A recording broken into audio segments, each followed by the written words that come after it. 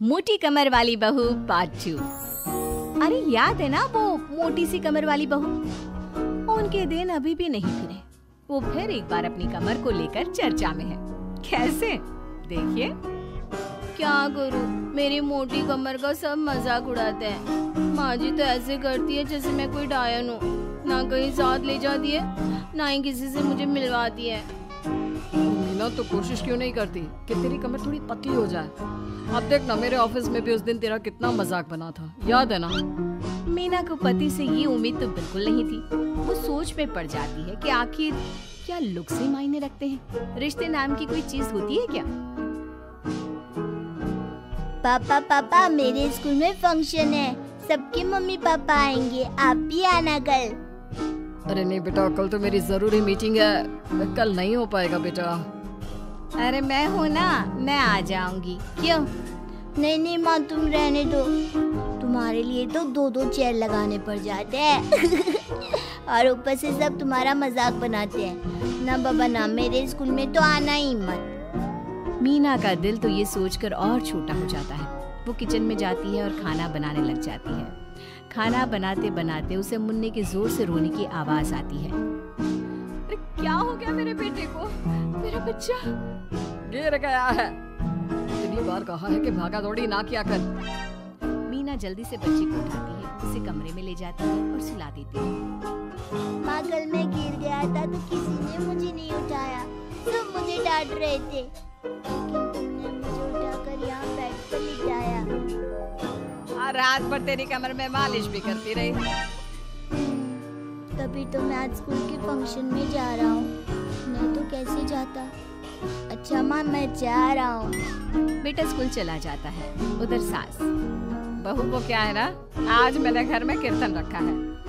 तेरी कमर के कारण मैंने सबको बोल दिया है कि तू मायके गई है। तू जानती है ना कैसे तेरा मजाक बनाते हैं सभी। बहू कुछ नहीं कहती। पर माँ जी, कीर्तन में बैठने का तो मेरा भी मन था। हाँ तो किसी और शहर चली जाना जहाँ तुझे कोई जानता ना हो। वहीं किसी मंदिर में बैठ कर ले लेना हरि का नाम। अच्छा जा, जल्दी से काम पर लग जा। मीना को सास की बात पर रोना आता है, लेकिन देखे किया भी क्या जा सकता है। हमारे यहाँ तो ये रिवाज है ना, जिसका चेहरा अच्छा वो राजा, नहीं तो सब रंग। घर में औरतें आने लगती हैं, सब एक एक कर कीर्तन में बैठ जाती हैं। अरे मुन्ना जा तो, किचन में मैंने प्रसाद बना कर रखा है, ले आ।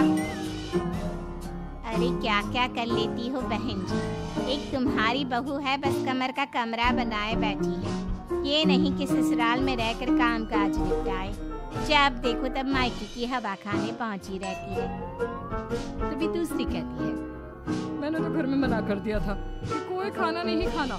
बहन जी के घर कीर्तन है, मैं सबका खाना लेकर आऊंगी, लेकिन यहाँ तो लग रहा है कि प्रसाद के भी लाने पड़े हैं।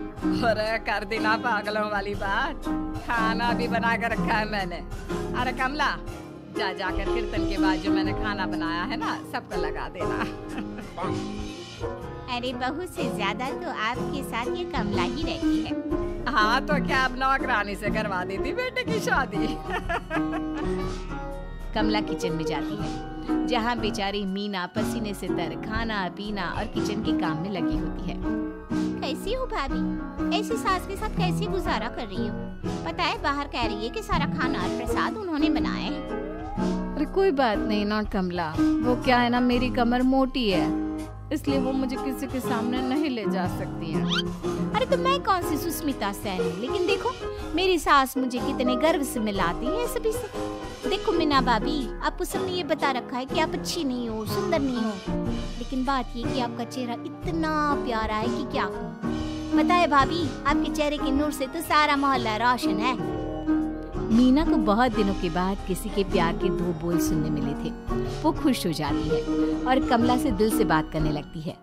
पता है कमला, जब मैं कॉलेज में थी ना, तो एक बार मेरी तस्वीर अखबार में छपी थी। मैं फूलों की प्रदर्शनी देखने गई थी, तो वहाँ किसी ने फूल के साथ मेरी फोटो खींची थी और लिखा था फूल से भी सुंदर।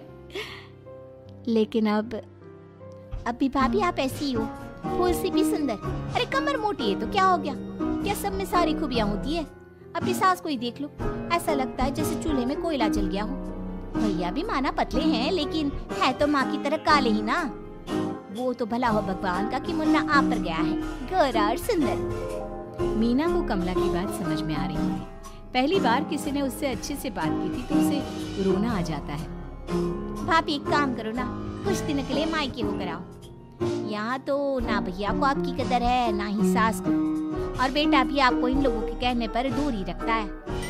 मीना को कमला की बात ठीक लगती है। सारा कीर्तन निपट जाता है। उसके बाद अरे बहन जी मान गए, इतना सारा खाना और प्रसाद बनाने के बाद भी आपको देख के लगता नहीं कि आप एक बूंद भी थके, बिल्कुल फ्रेश। बस बहन जी मैं तो हूँ ही कुछ ऐसी ही। सभी चले जाते हैं। तब जाकर मीना किचन से बाहर आती है। अरे कहाँ जा रही है? थक गई हूँ मैं, चाय लेकर आ जा। माँ जी चक्कर आ रहा है, सर दुख रहा है, कब से किचन में बंद थी। गर्मी में पसीना भी बहुत आ रहा था, जरा कमरे तक जाकर पसीना सुखा लूं। अरे तो होती ना कम से कमर की मालकिन, बिठा देती मैं सबके सामने। अब क्या आपने बेइज्जती कराती? बस माँ जी मैं तंग आ गई हूँ, मैं अपने मायके जा रही हूँ। जब मेरा होना आप लोगों को इतना अखरता है तो मैं क्यों यहाँ रहूँ? क्यों ना मैं माँ के पास जाकर आराम ही करूँ। तभी वहाँ पति आ जाता है। देखो ऐसा नहीं है, लेकिन हाँ कुछ दिनों के लिए तुम जाना चाहती हो तो हो आओ, लेकिन यहाँ हम सबको तुम्हारी जरूरत है। मीना पति की इजाजत के बाद मायके जाती है, लेकिन वहाँ भी अरे मीना दीदी आज ही आना था क्या आपको? आज तो मेरे मायके वाले आ रहे हैं। दीदी आपकी कमर का मजाक फिर बनाएंगे वो लोग। अरे मीना एक फोन तो कर देती आने से पहले। अरे मीना क्या हाल बना रखा है शरीर का, कितनी प्यारी बच्ची थी हमारी, क्या हाल कर लिया। मीना को दुख होता है। वो घर के अंदर जाती है जहाँ दीदी आप तो दलिया लेंगी ना? सबके लिए वैसे आलू के पराठे बने हैं, मैं जानती हूँ आपके फेवरेट हैं आलू के पराठे, लेकिन अब आपका शरीर ऐसा है कि आप तो दलिया ही खाओ। मीना को समझ में नहीं आ रहा था कि ये क्या हो रहा है। हर कोई जो अपना है वो क्यों उससे ऐसा व्यवहार कर रहा है। मीना दुखी होकर पास में रहने वाली अपनी सहेली के घर जाती है। सहेली का पति बोल पड़ता है, अरे ये कौन है? कौन है ये? मुझे इसी की तो तलाश थी। मीना उसके पति के इस तरह के रिएक्शन से परेशान होकर वापस जा रही होती है कि अरे मीना बिना मिले ही जा रही हो? ये तुम्हारे पति है ना, ऐसे कैसे चिल्ला रहे हैं मुझे देखकर? पता नहीं क्यों जी, मेरी सहेली को देखकर क्यों चिल्ला रहे हो? अरे रीना मेरी फिल्म की हीरोइन मिल गई, यही तो है वो लड़की, प्यारी सी सुंदर सी मोटी कमर वाली। अरे हाँ, मीना तो बिल्कुल उस लड़की जैसी है जो आपकी फिल्म की कहानी है। ये क्या बोले जा रहे हो तुम लोग? मीना मेरे पति बहुत बड़ी फिल्म के डायरेक्टर है, पता है ना तुम्हें? और मैं एक बहुत बड़ी फिल्म बना रहा हूँ शाहरुख खान के साथ, मैं चाहता हूँ कि तुम उसकी हीरोइन बनो। हाँ मीना हाँ, प्लीज ना मत कहना, और इसके लिए तुम्हें करोड़ों रुपए भी मिलेंगे।